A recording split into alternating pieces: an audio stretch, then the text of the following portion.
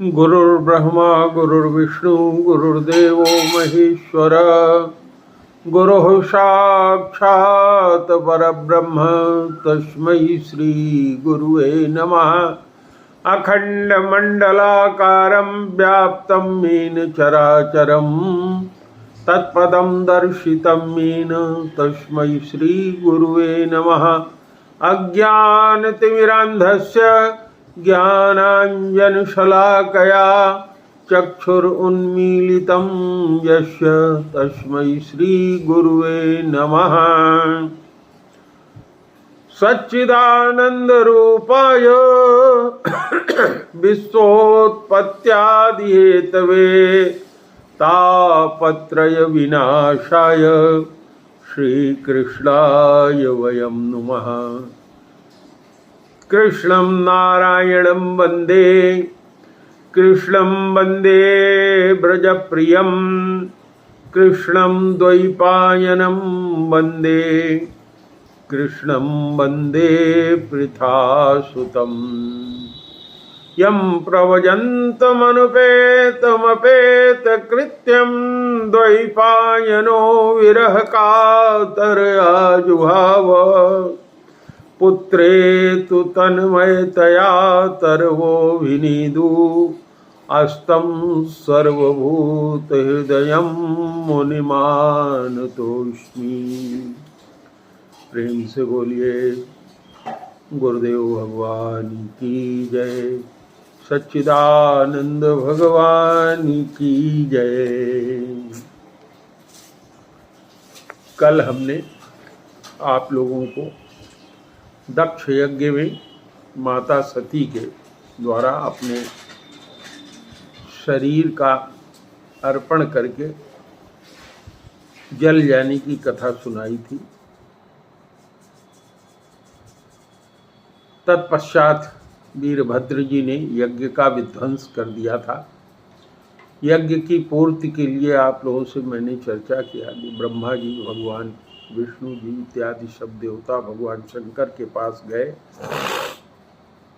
भगवान शंकर ने यज्ञ पूर्ति के लिए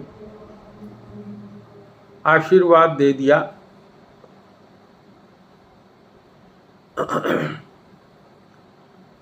तो मैत्रेय जी ने विदुर जी से कहा कि हे महाबाहो विदुर जी, ब्रह्मा जी के इस प्रकार प्रार्थना करने पर भगवान शंकर ने प्रसन्नता पूर्वक हंसते हुए कहा, सुनिए।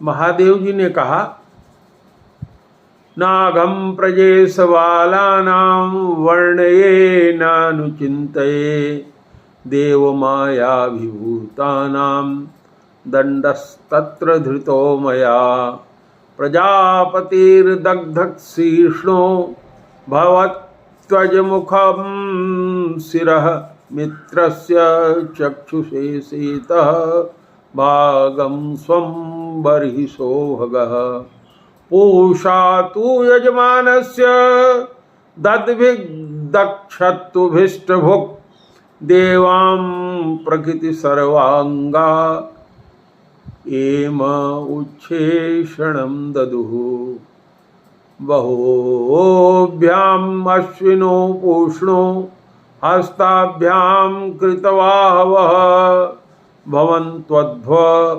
यर्वश्चान्ये बभस्तश्मश्रुभिर्गुर्भवेत्।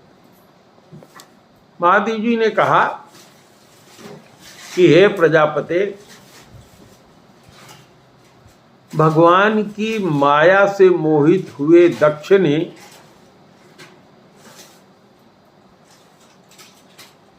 ना समझो जैसा अपराध किया, उसकी न तो मैं चर्चा करता हूं और न याद ही।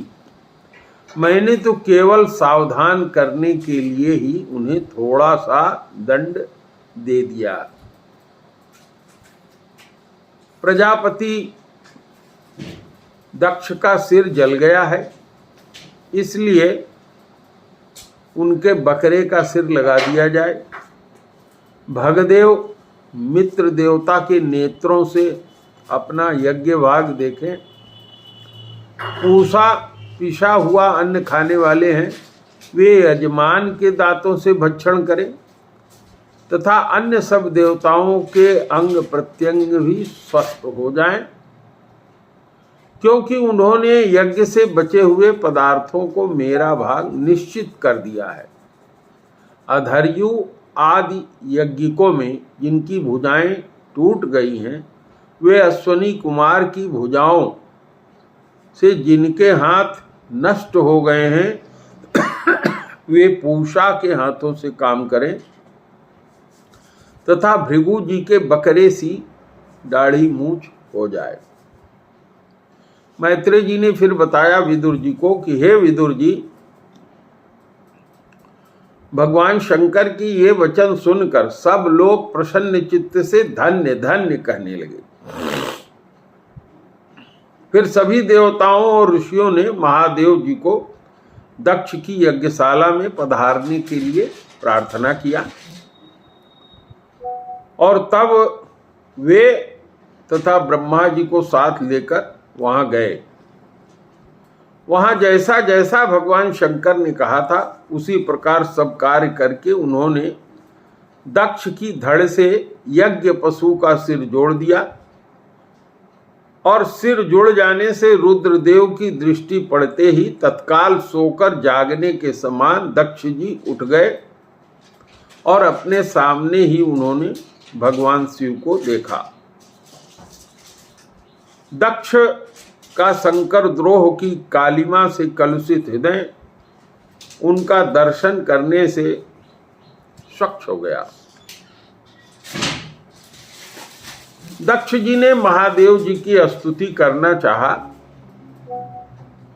किंतु उन्हें अपनी मरी हुई बेटी सती का स्मरण हो गया तथा स्नेह की उत्कंठा से उनके आंख में आंसू भर गए। प्रेम से भरकर दक्ष ने जैसे तैसे अपने हृदय के आवेग को रोककर विशुद्ध भाव से भगवान शिव की स्तुति करना प्रारंभ किया। दक्ष ने इस तरह से स्तुति किया। भूयान अनुग्रह अहो भवता कृतो में दंडस्त्वया मयि भृतो यद्यपि प्रलब्धः न ब्रह्म बंधुषु चवाम भगवन् अवज्ञा तुभ्यं हरेश्च कुतेव धृत व्रतेषु विद्या तपो वृद्धरान् मुख्यतः अश्म विप्रान् ब्रह्मात्म तत्त्वं वितुः प्रथमं त्वमश्राक् तद्ब्राह्मणान् परम सर्व विपत्सु पासु पालः पशून्यु विभो प्रगृहीत दंडः यो असो मया विदित तत्तत्वदृशा सभायां क्षिप्तो दुरक्ति विषखैर गणभ्य तन्माम् अवाक पतंत मरहत मनि निंदयापात दृष्टयार्दया स भगवान स्वकृतेन तुष्येत। दक्ष जी ने कहा कि हे भगवान, मैंने आपका अपराध किया था, किंतु आपने उसके बदले में मुझे दंड के द्वारा शिक्षा देकर बड़ा ही कृपा किया है। अहो, आप और भगवान श्री हरि तो आचारहीन जो नाम मात्र के ब्राह्मण होते हैं उनकी भी उपेक्षा नहीं करते, फिर हम जैसे यज्ञ याग आदि करने वाले को आप भला क्यों भूलेंगे। हे प्रभु, आपने ब्रह्मा होकर सबसे पहले आत्म तत्व की रक्षा के लिए अपने मुख से विद्या, तप और व्रत आदि के धारण करने वाले ब्राह्मणों को उत्पन्न किया था। जैसे चरवाहा लाठी लेकर गौओं की रक्षा करता है, उसी प्रकार आप उन ब्राह्मणों की सब विपत्तियों से रक्षा करते हैं।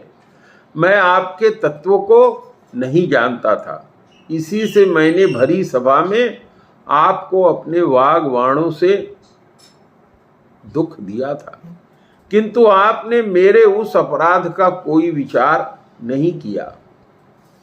मैं तो आप जैसे पूज्यतम महानुभावों का अपराध करने के कारण नरक आदि लोकों में नीचे गिरने वाला था, परंतु आपने अपनी करुणा भरी दृष्टि से मुझको उबार लिया। अब भी आपको प्रसन्न करने योग्य मुझ में कोई गुण नहीं है। बस आप अपने ही उदारतापूर्ण वर्ताव से मुझ पर प्रसन्न हो। श्री मैत्रेय जी कहते हैं कि आशुतोष शंकर से इस प्रकार अपना अपराध क्षमा कर दक्ष ने ब्रह्मा जी के कहने पर उपाध्याय, ऋत्विज आदि की सहायता से यज्ञ कार्य प्रारंभ किया।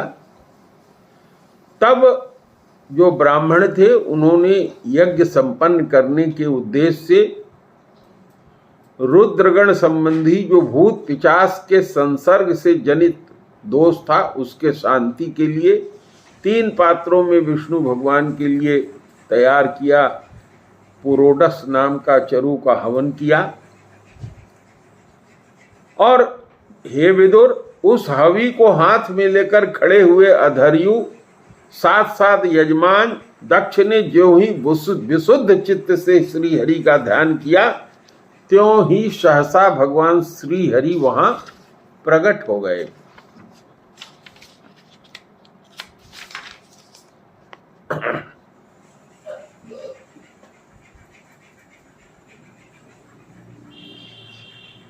बृहत एवं तथंतर नामक साम अस्त्रोत जिनके पंख हैं, उन गरुड़ जी के द्वारा समीप लाए हुए भगवान ने 10 दिशाओं को प्रकाशित करते हुए अपनी अंग कांति से सब देवताओं को फीका कर दिया। भगवान का श्याम वर्ण था, कमर में सुंदर पीतांबर और सोने की करधनी थी, सिर पर सूर्य के समान देदीप्यमान मुकुट था, मुख कमल में भौरों के समान नीली अलकावली थी और कांति में कुंडल शोभायमान हो रहे थे। उनके स्वर्ण में आभूषणों से शोभित उनकी 8 भुजाएं थी, जो भक्तों की रक्षा के लिए सदा ही उद्यत रहती हैं। अपने उन 8 भुजाओं में भगवान ने शंख, चक्र, पद्म, बाण, धनुष, गदा, खड्ग और ढाल लिया था तथा इन आयुधों के कारण वो फूले हुए कनेर के वृक्ष के समान जान पड़ते थे। प्रभु के हृदय में श्रीवत्स का चिन्ह था, सुंदर बनमाला पहने हुए थे, उनकी हंसी बहुत ही उदार थी, लीला में कटाक्ष सारे संसार को आनंद मग्न कर रहा था। भगवान के पार्षदगण दोनों ओर राजहंस के समान सफेद पंखे और चवर डुला रहे थे।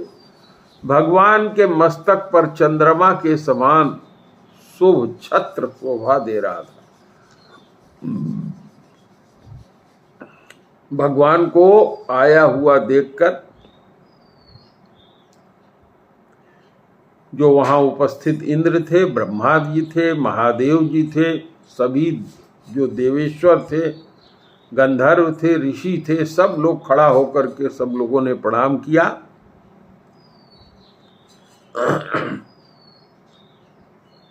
यद्यपि भगवान की जो महिमा है वहां तक ब्रह्मा आदि की भी मति नहीं पहुंच पाती है, तो भी भक्तों पर कृपा करने के लिए दिव्य रूप में प्रकट हुए श्री हरि ने अपनी बुद्धि के अनुसार ये देवता लोग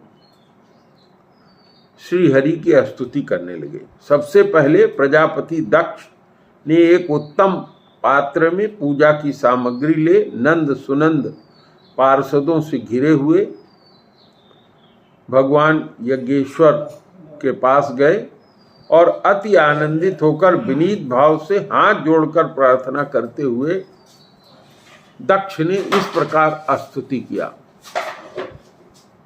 शुद्धम स्वधाम्यो परताखिल बुद्धयवस्थम चिन्मात्रमेकमभयं प्रतिधिष्य मायां तिष्ठस्त ऐव पुरुषत्वमुपेत्य तस्या मास्ते भवान् परिशोध इमात्मतंत्र। कहा, हे भगवान, अपने स्वरूप में आप बुद्धि की जागृत आदि संपूर्ण अवस्थाओं से रहित, शुद्ध चिन्मय, भेद रहित एवं निर्भय हैं। आप माया का तिरस्कार करके स्वतंत्र रूप से विराजमान हैं, तथापि जब माया से ही जीव भाव को स्वीकार करके उसी माया में आप स्थित हो जाते हैं, तब आप अज्ञानी से दिखने लग जाते हैं। ऋत्विजों ने, सदस्यों ने भी भगवान की प्रार्थना किया। भगवान रुद्र ने भी भगवान की प्रार्थना किया। तव वरद वरांघ्रावाशिषाखिलार्थे यपि मुनिभिरसक्तेरदारणी हारणीये यदि रचित धियं मा विद्यलोकोपविध्यं जपति न गणये तत्वपरान अनुग्रहेण। रुद्र जी ने कहा कि हे वरदायक प्रभु, आपके जो उत्तम चरण हैं, इस संसार में जो सकाम पुरुष हैं उनकी संपूर्ण पुरुषार्थों को प्राप्त कराने वाले हैं, और जिन्हें किसी भी वस्तु की कामना नहीं है, ये जो निष्काम मुनिजन भी हैं, उसका भी उसी तरह से आदर पूर्वक पूजा करते हैं। उनके चित्त लगा रहने के कारण यदि अज्ञानी लोग मुझे आचार भ्रष्ट कहते हैं तो कहें, आपके परम अनुग्रह से मैं उनके कहने सुनने में कोई विचार नहीं करता। भृगु जी ने भी भगवान की स्तुति किया। ब्रह्मा जी ने स्तुति किया। ब्रह्मा जी ने स्तुति करते हुए कहा, न तत्स्वरूपम भवतो शो पदार्थ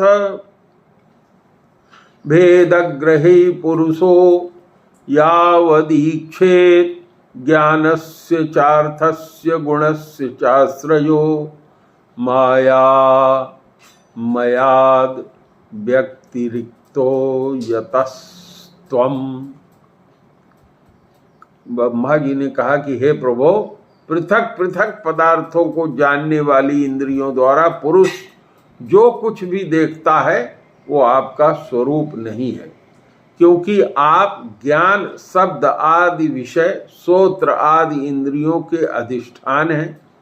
ये सब आप में ही अध्यस्त हैं। अतएव आप इस माध्यम और मायामय प्रपंच से सर्वथा अलग हैं। इंद्र ने, याज्ञिकों की पत्नियों ने, ऋषियों ने, सिद्धों ने, यजमान पत्नियों ने, लोकपालों ने, योगेश्वरों ने और ब्रह्म स्वरूप वेदों ने भी भगवान की स्तुति किया।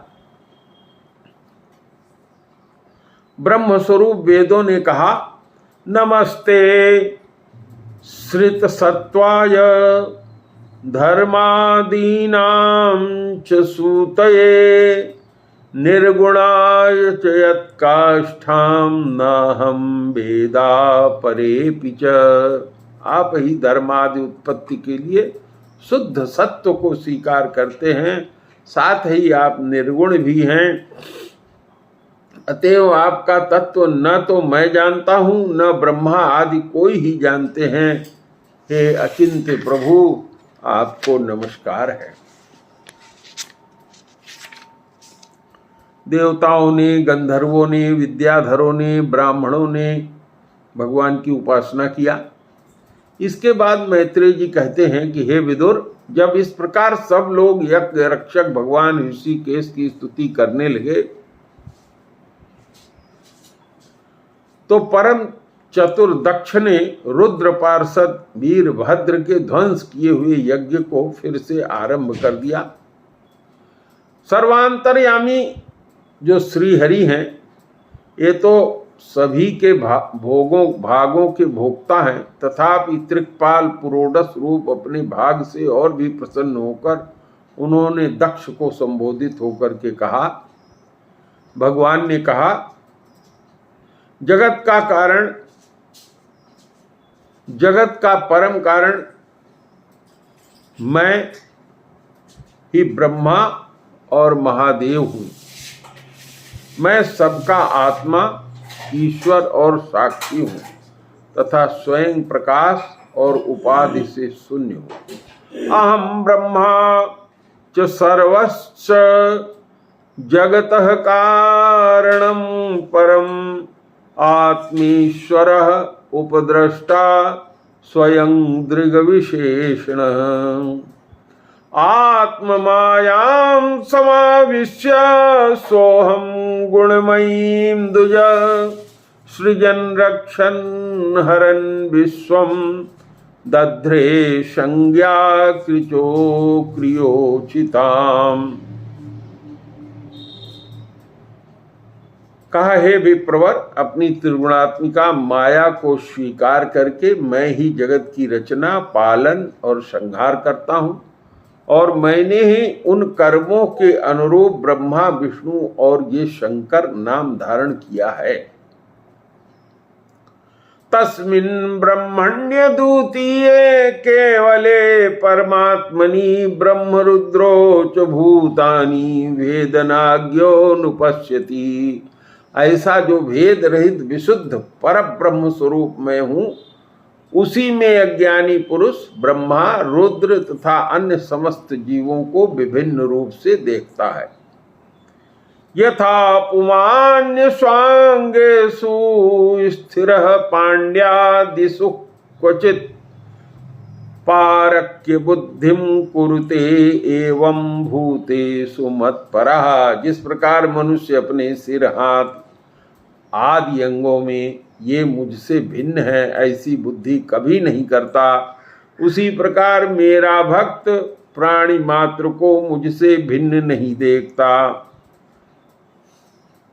त्रयाणामेक भावानां यो न पश्यति वैभिदां सर्वभूतात्मनां ब्रह्मन् सह शांतिम् अधिगच्छति। ब्रह्मन, हम ब्रह्मा, विष्णु और महेश्वर तीनों स्वरूपतः एक ही हैं और हम ही संपूर्ण जीव रूप हैं। अतः जो हम में कुछ भी भेद देखता है वही, अतः जो हम में कुछ भी भेद नहीं देखता वही शांति को प्राप्त करता है। इस प्रकार मैत्रेय जी ने कहा। भगवान के इस प्रकार आज्ञा देने पर प्रजापतियों के नायक दक्ष ने उनका त्रिकपाल यज्ञ के द्वारा पूजन करके अंगभूत और प्रधान दोनों प्रकार के यज्ञों से अन्य सब देवताओं का अर्चन किया। फिर एकाग्र चित्त हो भगवान शंकर का यज्ञ शेष रूप उनके भाग से यजन किया तथा समाप्ति में किए जाने वाले उदवसान नामक कर्म से अन्य सोमपाई एवं दूसरे देवताओं का यजन कर यज्ञ का उपसंहार किया और अंत में ऋतुजों के सहित अवभृत स्नान किया। इस प्रकार महादेव जी का यह पावन चरित्र यश और आयु को बढ़ाने वाला तथा पाप पुंज को नष्ट करने वाला है। जो भी पुरुष भक्ति भाव से इसका नित्य प्रति श्रवण और कीर्तन करता है वह अपनी पाप राशि का नाश कर देता है। श्री राम जय राम, जय जय राम, जय सिया राम, जय जय सिया राम, जय रघुनंदन, जय सिया राम, सीताराम जय सीताराम। प्रेम से बोलो सच्चिदानंद भगवान की।